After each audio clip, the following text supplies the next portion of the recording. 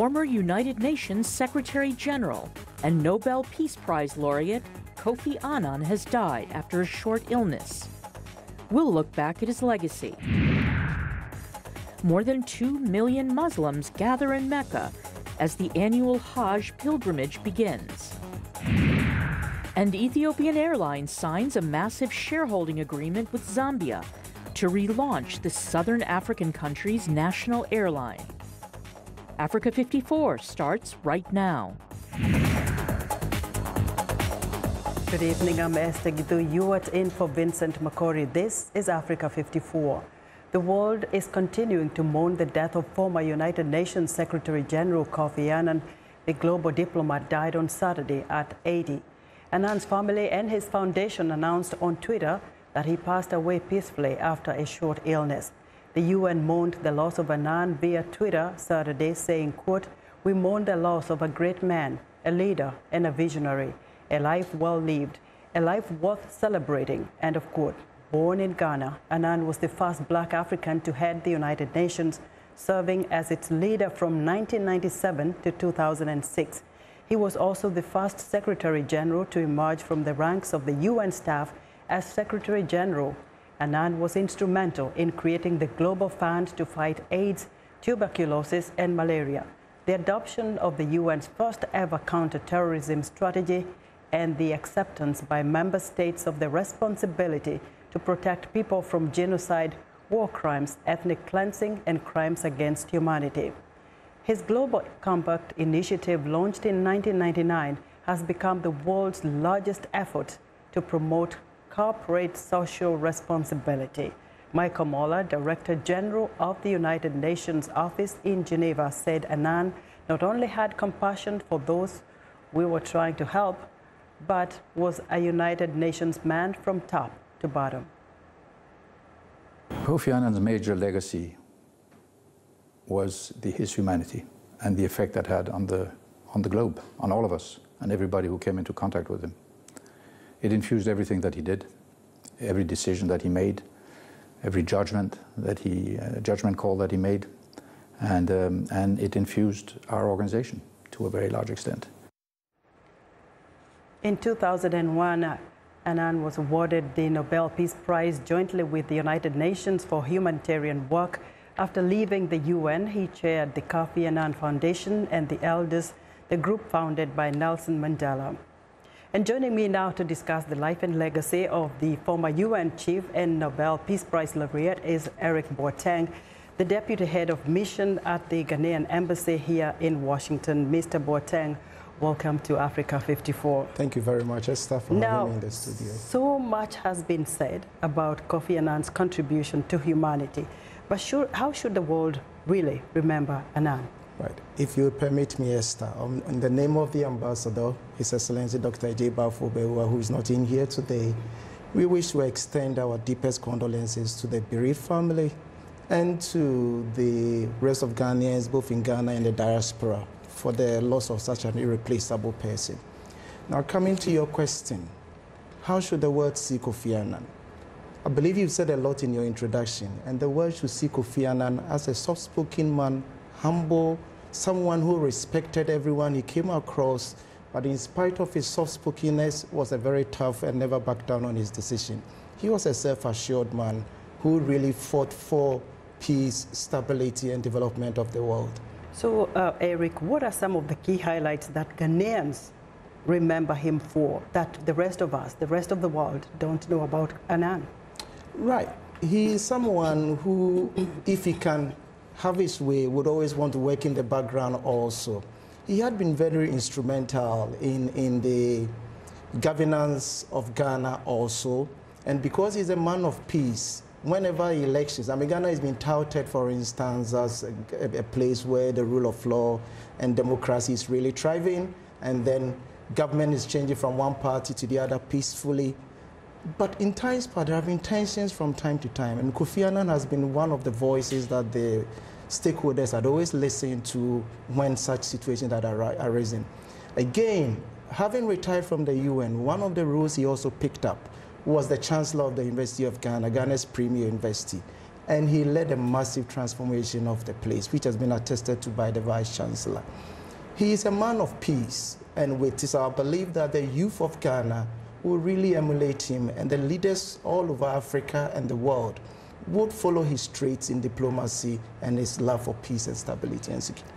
You know, in all fairness, in the African culture, we don't speak ill of those who have passed on. But there are still critics who say that he didn't step up in some situations where he needed to step up as the UN Secretary General, citing the case of Rwanda's genocide. Is this a fair criticism?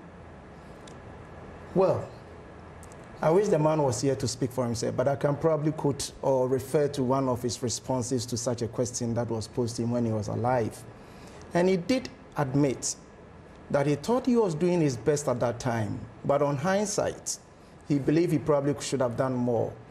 But he did say that the UN system, the international media, and the world leaders that he was pressing at that time for more troops contribution, if they had listened, I am sure we could have averted that genocide together.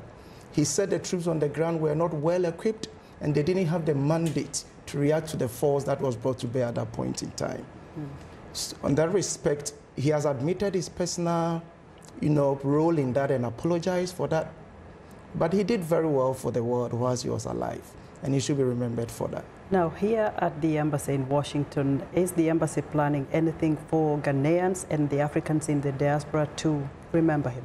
Right. The government of Ghana, led by His Excellency the President, Nana Akufo-Addo, has declared a week's mourning with flags flying at half-mast. The embassy is opening a book of condolence. Tomorrow is a holiday from Wednesday to next week, Tuesday, for the international community and everyone to pay their last respects to him. Kofi Annan is a royal. He was born to an aristocratic family.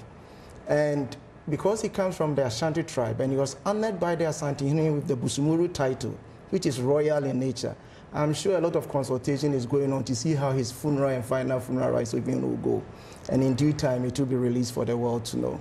So briefly, how should we leave the legacy of Annan? Kofi Annan always advocated for peace, stability, security, and development.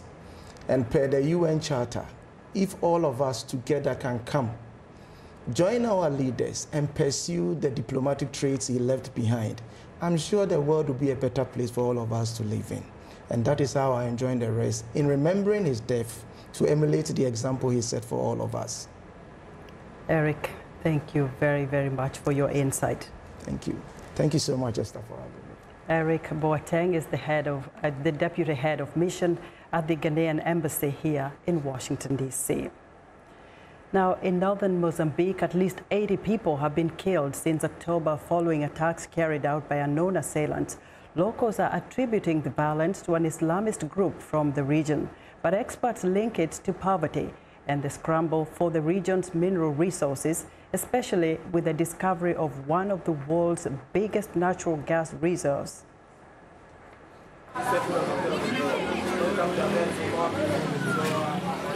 Villagers here in northern Mozambican province of Cabo Delgado have been fearful ever since deadly attacks began last October, including beheadings. No one has yet claimed responsibility for the violence, which locals attribute to a youth group they call Al-Shabaab.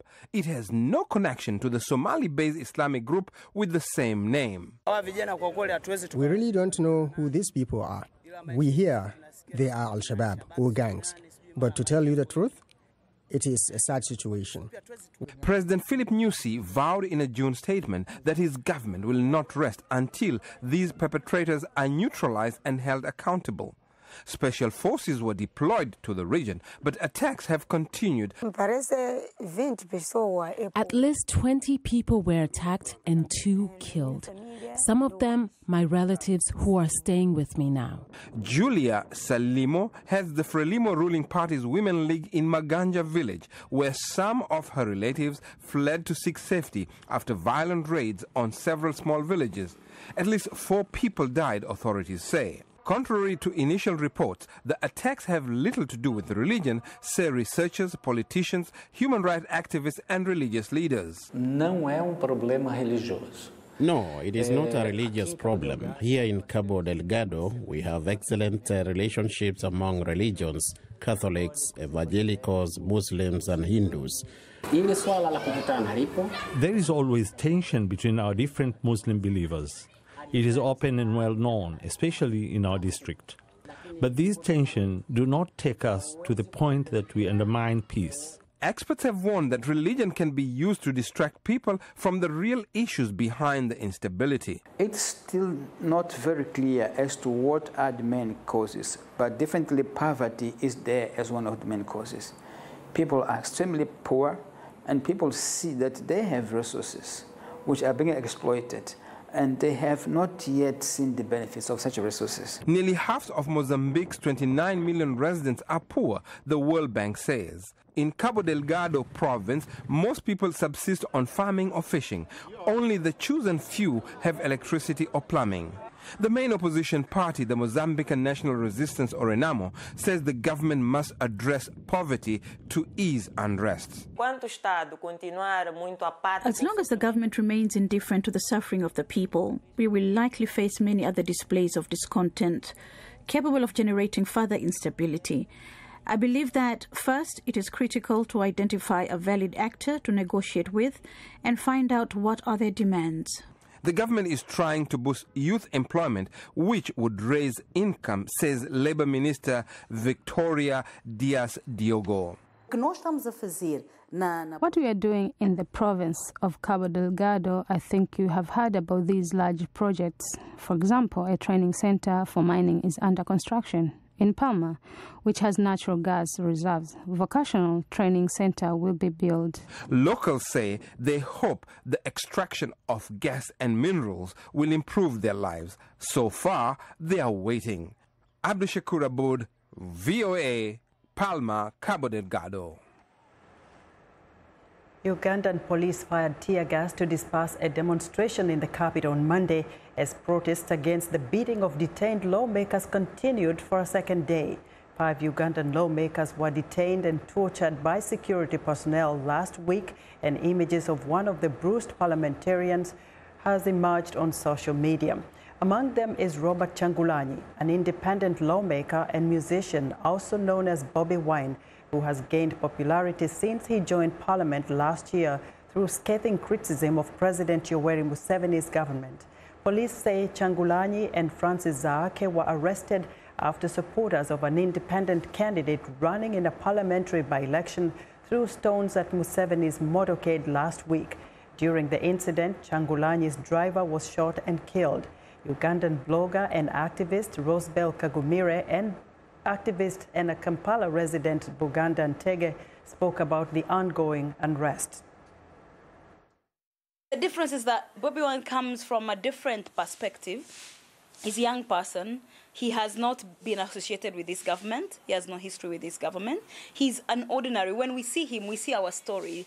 Like in all of us, younger people in this country, we see our story and we see the future. He might not, I'm not saying, a lot of people say, oh, he's going to be the president or something. I don't believe that he might be or he might not be, but I believe that he's a good political mobilizer. I believe that he has a very good skills as a political mobilizer. Whether he can be the president or not is a whole different game. But as of now, he has shown that he's capable of rallying Ugandans, and the fact that he doesn't have to do a hard job. Ugandans are waiting, young people are waiting. They are the ones coming. So when you single out Bobi Wine, it's like thinking you have finished everything. 75% of the voters in Uganda today are the youths. We are the majority. But now the regime of President Museveni is charging us to do something which is illegal, in quotes, according to them, but it's legal constitutionally. If we see that someone is misdirecting our country, the Constitution allows us to fight whoever is doing so. Rights activists have long accused Museveni's government of using tactics including beatings by security forces and detentions to stifle opposition. Uganda's Constitutional Court approved the removal of a presidential age limit of 75 years, potentially allowing Museveni to extend his 3-decade rule. In West Africa, Mali's Constitutional Court on Monday confirmed President Ibrahim Boubacar Keita's re-election in a run of ballot, rejecting fraud accusations by the opposition candidate Soumaila Cisse. The decision clears the way for Keita to be inaugurated next month for a second 5-year term at a time when Malian authorities are contending with rising violence by jihadist groups and ethnic militia. Challenger Soumaila Cisse had contested the Electoral Commission result of the August 12th vote, which showed Keita winning by 67%. The election was tainted by armed attacks in the center and north, where hundreds of polling stations remained closed, and a turnout of only 34% reflected fears of violence as well as voter apathy. Cisse says he would have won 51% of the vote if not for ballot box stuffing and other cheating by Keita's camp. The annual Hajj pilgrimage is underway near Mecca. Muslim pilgrims from around the world gathered before dawn on Monday in the valley of Mount Arafat in Saudi Arabia for a day of prayer that marks the pinnacle of the Hajj pilgrimage. About 2 million pilgrims packed shoulder to shoulder for an emotional day of repentance and supplication. It was on this day, some 1400 years ago, that Islam's Prophet Muhammad is said to have delivered his final sermon from Mount Arafat during the Hajj, calling for equality for Muslims to unite. Muslims believe prayer on this day at Mount Arafat, about 20 kilometers east of Mecca, is their best chance to erase past sins and start anew. The pilgrimage is one of the 5 pillars of Islam, and all able-bodied Muslims who can afford to do so are expected to take part in the Hajj at least once in their lifetimes. Saudi Arabia's Ministry of Hajj and Umrah is urging pilgrims to think of their safety in hopes of preventing stampedes that in previous years have led to deaths.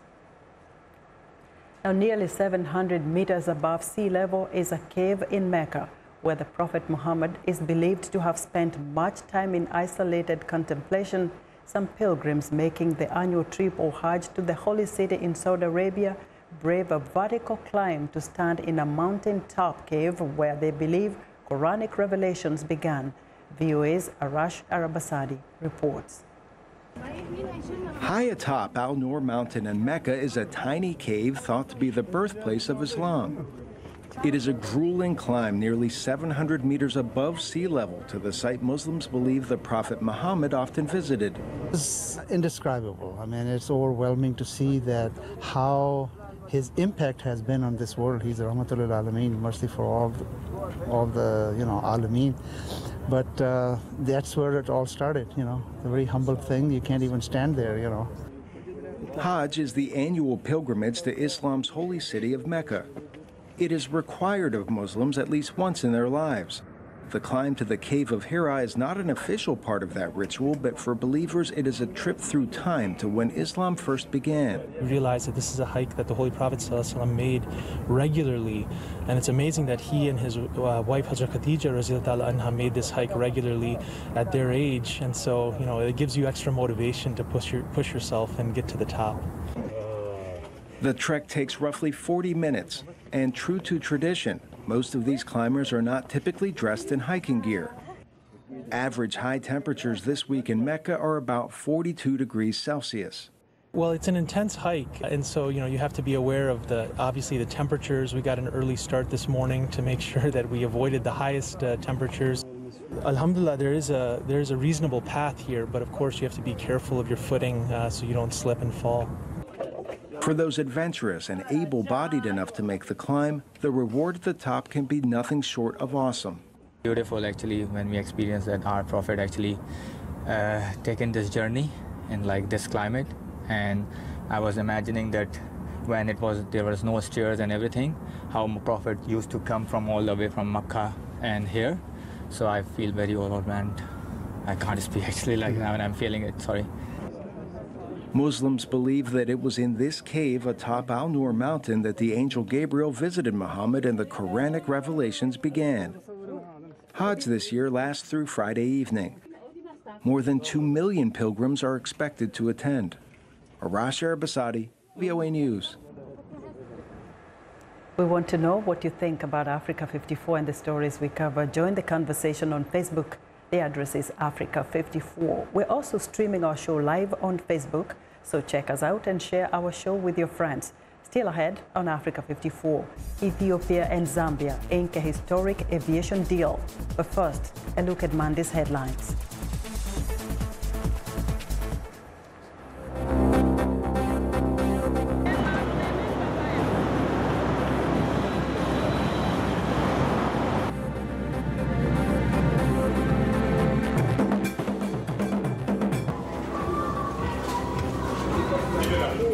Partis politiques qui se disent de l'opposition ne rêvent pas de faire défaire M. Biya, mais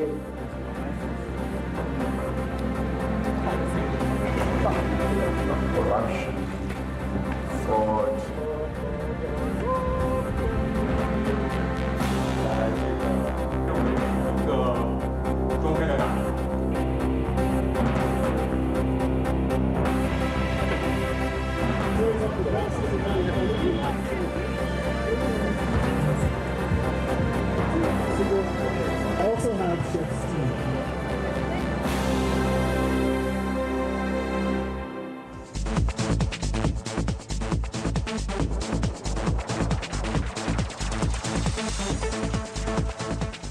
Welcome back. Returning now to West Africa. Ivorian President Alassane Ouattara recently announced an amnesty for 800 people, including former First Lady of Cote d'Ivoire, Simone Gbagbo. The detainees had been charged with or convicted of offenses against state security arising from the post-election crisis of 2010. President Ouattara says he declared amnesty because of his commitment to peace and true reconciliation, a move observers say aimed at cooling political tension. However, critics say the move followed the publication of a leaked European Union report that contained severe criticism of the Ivorian government. Former Ivorian President Laurent Gbagbo remains on trial at the International Criminal Court in The Hague for crimes against humanity. Meanwhile, political tensions are heating up ahead of elections in 2020, and some political observers are doubting whether Ouattara will step down after 2 terms as required by the Constitution.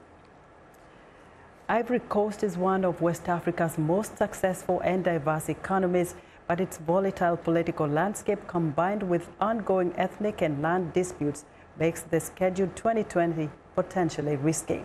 Joining me now for more discussion on the latest political climate in Ivory Coast is political analyst Nyaka Lagoke. Mr. Lagoke, welcome to Africa 54. Yeah, thank you very much for the opportunity. First of all, what does this pardon mean for Ivorians, or is this merely political? Yeah, it's just it's a political move because it is too late and too little because many, including me, and many international observers and politicians, they asked Mr. Ouattara, after he became the effective president, after he was believed to have won the election by the international community, in order to try and bring peace to the country and try to heal the wounds of the nation. But in 7 years, he prosecuted and persecuted those who had and who have indecent voices. And then for 7 years, he said that there was no political prisoners, while we know that there were more than 1,000 people in prison. But some may beg to differ with that opinion and say he's reaching out, including to those who opposed him, like the former First Lady Simone Gbagbo. What does the pardon for her mean? And do you think she might even venture into politics? Yeah, you talk about First Lady? Yeah. Yeah, of course, she's a politician. She's a wife, she's a mother, she's a politician. She has the right to run for president if she wants. But the point is that you do not free 800 people, and then then the next move you make, you go to Mecca. So the conversation was not even engaged with the opponents. But what does the pardon mean for this lady, for the former First Lady? No, of course we are happy that she stayed in prison too long. She did not even deserve to be in prison because, again, there were 2 groups of people who fought, and then one came, Gbagbo at the ICC, Blake Goudé at the ICC, the First Lady in prison, Gbagbo supporters in prison in exile, many died. And on the other side, Mr. Ouattara's warlords are there in the country, and no one has been prosecuted. So it was not true justice, it was selective justice. And then to quote Dr. King, who said that true justice, justice shall not be segregated. So this is the reality on the ground. Now, do we know if Mr. Ouattara is going to run for re-election, and what does now, the if I tell you that I will be a psychic, yeah. But all the signs, all the signs show that he is willing, to stay there in the name of peace. And because the ruling coalition has been divided into 3 groups. The Speaker of the House, who is the rebel leader, wants to succeed Mr. Ouattara, and Ouattara does not want him. Mr. Ouattara wants the Prime Minister, Amadou Gon Coulibaly, and then Bédié, the former president, leader of the PDCI, who supported Mr. Ouattara, that now is in opposition against Mr. Ouattara. So these are all those realities that push Mr. Ouattara under international pressure and national pressure to make that move and release the prisoners. Now, about Laurent Gbagbo, there are some talks going on that he may be released from the ICC. If that does happen, what do you think of his political future? Do you think he will be running into politics in 2020 or whatever time he comes out? Yes, this is a difficult question. Definitely, what we hear, the signs is that if Gbagbo was released, he will have to make a point. And then because he seemed to be vindicated by history and by all the current events now. So, we do not know what will happen if Gbagbo wants to run. Mr. Ouattara does not want to step down. Bédié wants to run. So these people were involved in the crisis, for 20 years. So no one knows what will happen for the future of Ivory Coast. Nyaka, thank you very much. We want to know what the future looks like for Ivory Coast, but that will be next time. Nyaka Lagoke is a Pan-African political analyst. Now, a major deal has been reached between Ethiopian Airlines and Zambia to relaunch the Southern African nation's national airliner. The shareholding agreement with Zambia's main development agency to restart the country's flag carrier is costing $30 million. The Ethiopian state-owned carrier has outpaced its regional competitors Kenya Airways and South African Airways to become Africa's largest airline by revenue and profit, and has been buying shares in other African airlines to gain a competitive advantage. Under the new deal, Zambia Airways will be revived more than 20 years after it was shuttered and would operate 12 planes by 2028. Ethiopian Airlines revealed in a joint statement with Zambia's state-owned Industrial Development Corporation. Ethiopian Airlines will own 45% of the revamped Zambian airline, and Zambia will own the remaining 55%, according to the statement. And that's our show for today. Be sure to watch Africa 54 on our website at voaafrica.com. For more news, tune in to VOA's evening radio show Africa News Tonight at 1800 UTC, and in the mornings to Daybreak Africa between 0300 and 0600 UTC Monday through Friday. Thanks for watching, and good night from Washington.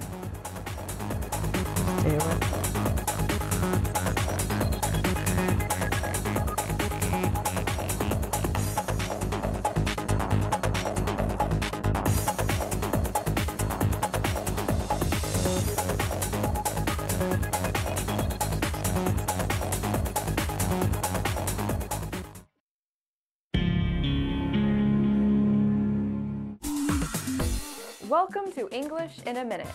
A lot of American English idioms refer to parts of the body. Get off on the wrong foot. Are Anna and Jonathan having trouble learning a dance? How did it go meeting your girlfriend's family? Well, it was interesting. First, I was really late. Oh, Jonathan. Yeah, and then at dinner I spilled my water all over